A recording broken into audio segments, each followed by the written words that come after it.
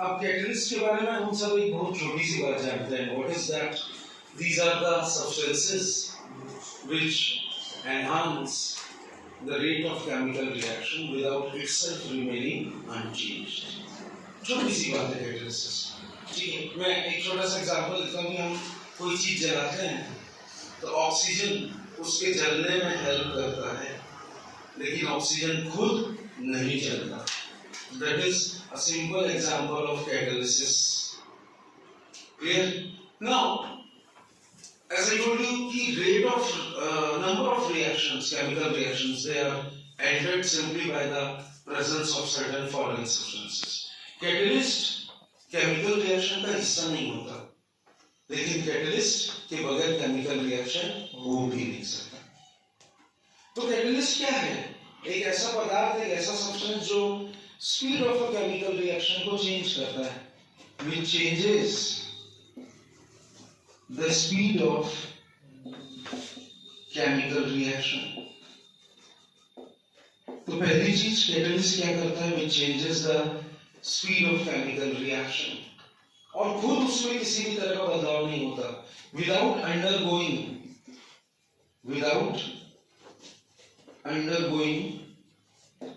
any change. Without undergoing any change. Change किसमें? दो चीजें, mass and chemical composition. Without undergoing any change in terms of mass and chemical composition. कब? At the end of the reaction. At the end of the reaction. So that is called as a catalyst. जैसे मैं potassium chlorate, क्या formula बनेगा potassium chlorate का? अगर 2 molecules ले लूं, KClO3.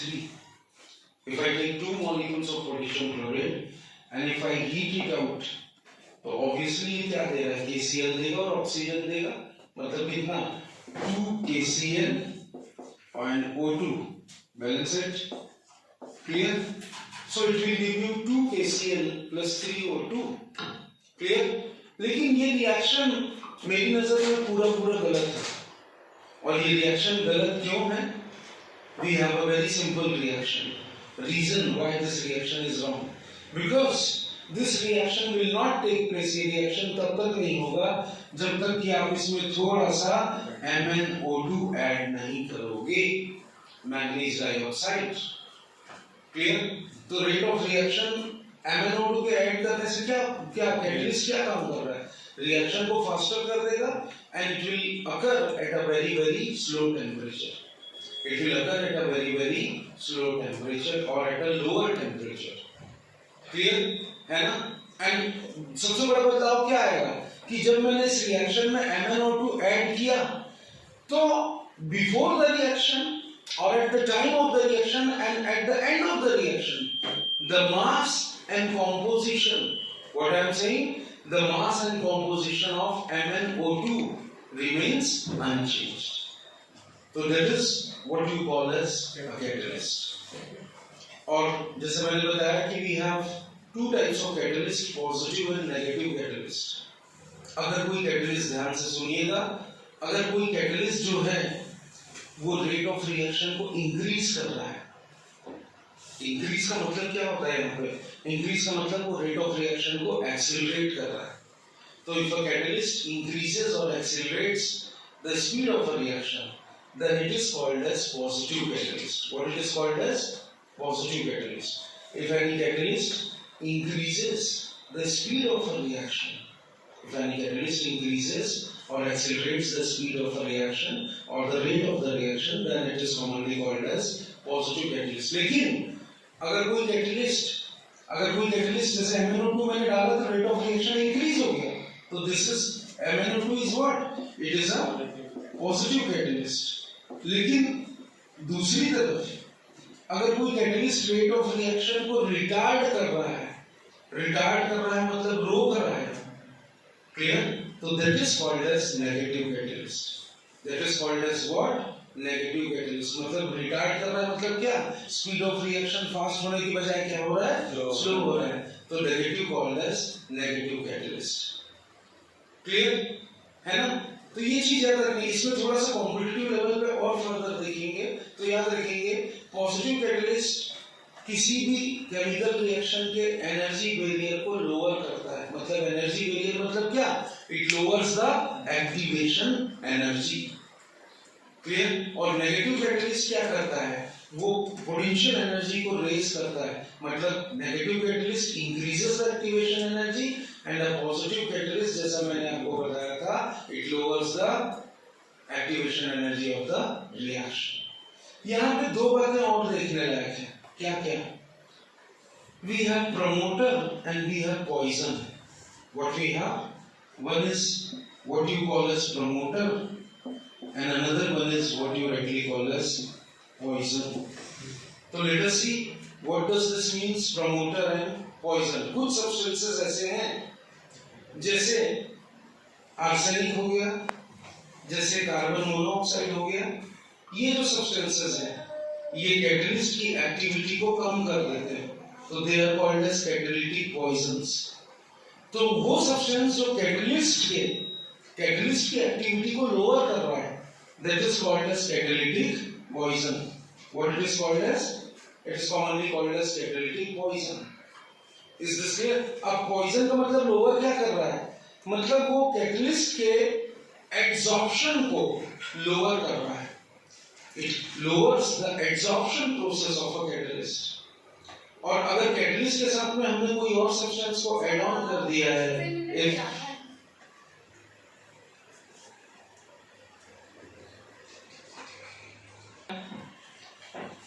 a substance is added on with a catalyst, और वो कैटलिस्ट की एक्टिविटी को एनहांस कर देता है, बढ़ा देता है, कैटलिस्ट की एक्टिविटी को क्या कर देता है? बढ़ा देता है, तो उसको हम बोलते हैं प्रमोटर। सबसे कॉमन प्रमोटर जो यूज होता है वो है मॉलिब्डेनम। हैबर्स प्रोसेस में, अमोनिया के प्रोसेस में आपने देखा होगा N2+3H2 गिव्स ऑफ, हमारे पास क्या है? अगर आपको हैबर्स प्रोसेस याद होगा तो ये रिएक्शन आपको जरूर याद होगा कि इसमें हम कैटलिस्ट क्या यूज करते हैं? Fe, आयरन, और उसमें प्रमोटर क्या यूज होता है? Molybdenum, and this gives you NH3।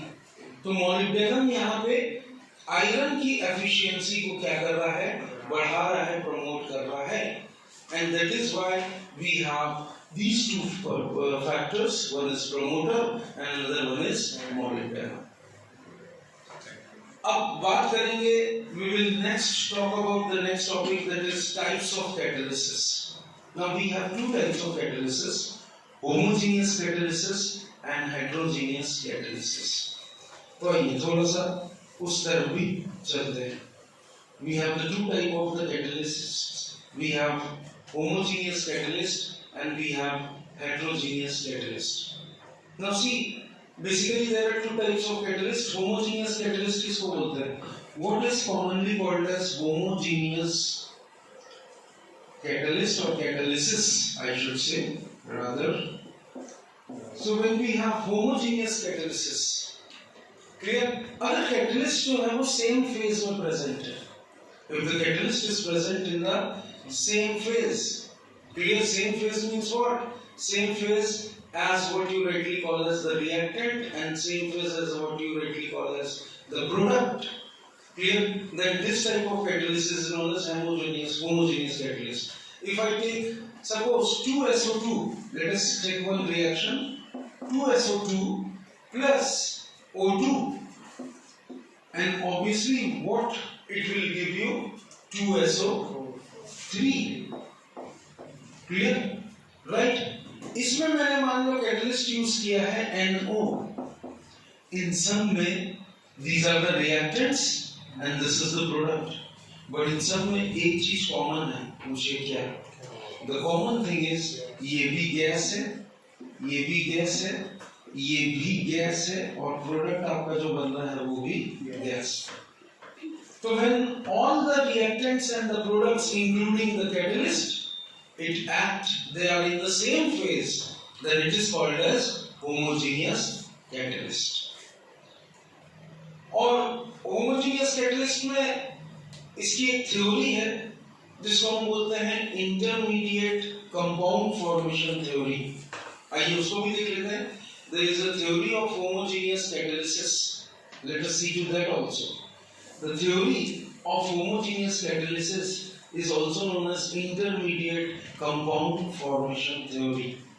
तो वो क्या है, आइए जानने की कोशिश करते हैं। We have the theory of homogeneous catalysis and also known as compound formation theory. Now see, it is known as intermediate compound formation theory का मतलब क्या होता है? आज के मॉडर्न व्यू के हिसाब से कैटलिस्ट जब किसी भी केमिकल रिएक्शन में एंटर करता है, whenever a catalyst enters into any chemical reaction, clear? तो जो रिएक्टेंट है वो एकदम से प्रोडक्ट नहीं बनाते, वो क्या बनाते हैं? बीच में एक इंटरमीडिएट सब्सटेंस बनाते हैं। इसको मैं कुछ ऐसे समझाने की कोशिश करता हूं। They follow after adding on catalyst to any reaction, it follows a new path and the rate of the reaction is accelerated. What the rate of reaction is accelerated, that means the speed of reaction वो उसको activate कर देता है।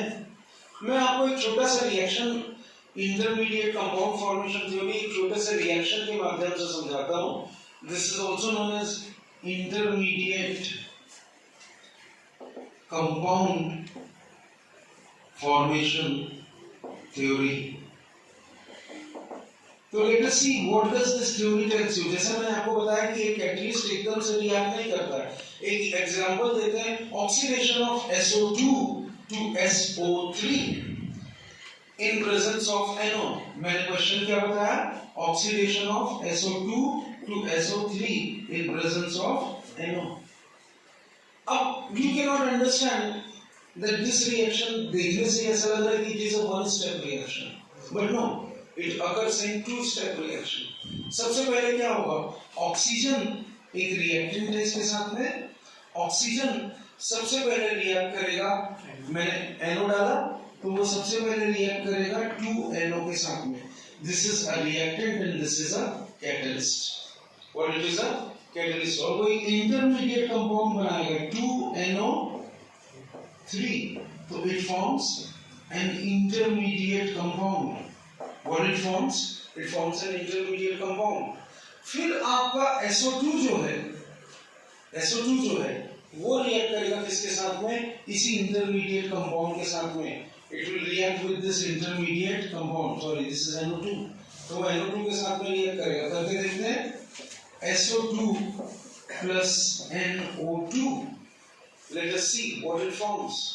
यहाँ पे ये reactant है और ये क्या है आपका? Intermediate. This NO2 is intermediate. और जब ये SO2 और NO2 आपस में रिएक्ट करेंगे तो ये क्या बनाएंगे? It will form SO3. This SO3 is what? It is the product. और इसके साथ में एक चीज और निकलेगी। And what is that? It will give you plus NO. So what is this NO? This NO is regenerated catalyst. What is this NO? It is the regenerated catalyst. तो this is why देखिए, आपने जब मैंने SO2 को O2 के साथ में react किया तो वो एकदम से SO3 नहीं बनाया, वो पहले क्या बनाया? इंटरमीडिएट, एक बीच का प्रोडक्ट बनाया, और उसके बाद फिर फाइनली वो इंटरमीडिएट जब सेकंड रिएक्टेंट के साथ में रिएक्ट किया तो वो बनाया प्रोडक्ट और साथ में बनाया regenerated catalyst.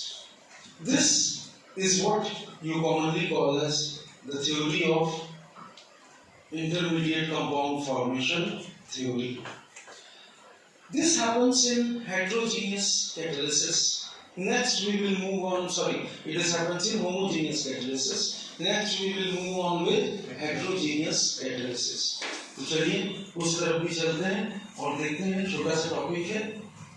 We have another process known as heterogeneous catalysis. Hindi में इसको समांगी और विषमांगी बोलते हैं ना।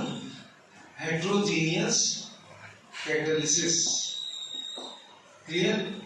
Now what happens in heterogeneous catalysis? नाम से ही पता चल रहा है कि अगर कोई कैटलिस्ट डिफरेंट फेज में प्रेजेंट है, different phase मतलब than that of the reactant, then it is called as heterogeneous catalyst. मतलब reactant का phase कुछ और catalyst का phase कुछ और. Clear? और जैसे मैंने आपको बताया था कि heterogeneous catalysis को हम surface catalysis भी बोलते हैं. Heterogeneous catalyst is always also called as surface catalysis. Clear? है ना? तो surface catalyst मतलब क्यों? क्योंकि heterogeneous catalyst में catalysis में होता क्या है कि reaction starts at the surface of the solid catalyst. The reaction starts at the surface of solid catalyst. अब मैं इसमें एक बड़ा सिंपल सा एग्जांपल दे दूं आपको. हम सब जानते हैं इसके बारे में. कॉन्टैक्ट प्रोसेस हम सब पढ़े हैं. Manufacture of sulphuric acid, contact process. ठीक है. अब उसमें होता क्या है कि उसमें हम लोग जैसे सल्फर डाइऑक्साइड ले लिए SO2 प्लस O2. क्या क्या लिया मैंने? SO2 plus O2. लेकिन इसमें जो मैं कैटलिस्ट लेता हूँ, पर्टिकुलरली कैटलिस्ट हम क्या लेते हैं? प्लेटिनम लेते हैं, which is solid in nature, या vanadium pentoxide V2O5 that is also solid in nature. यहाँ ये दोनों गैसेस हैं. रिएक्टेंट्स जो है वो आपके दोनों क्या है? गैसेस हैं.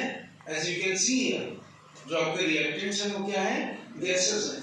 और आपको जो प्रोडक्ट बन रहा है दैट इज 2SO3, वो भी गैस है. So when you have two different phases, reactants they are in the gaseous phase and the catalyst is in the solid phase. मतलब दो अलग-अलग phases हैं. So this type of catalysis is known as heterogeneous catalysis. Thank you.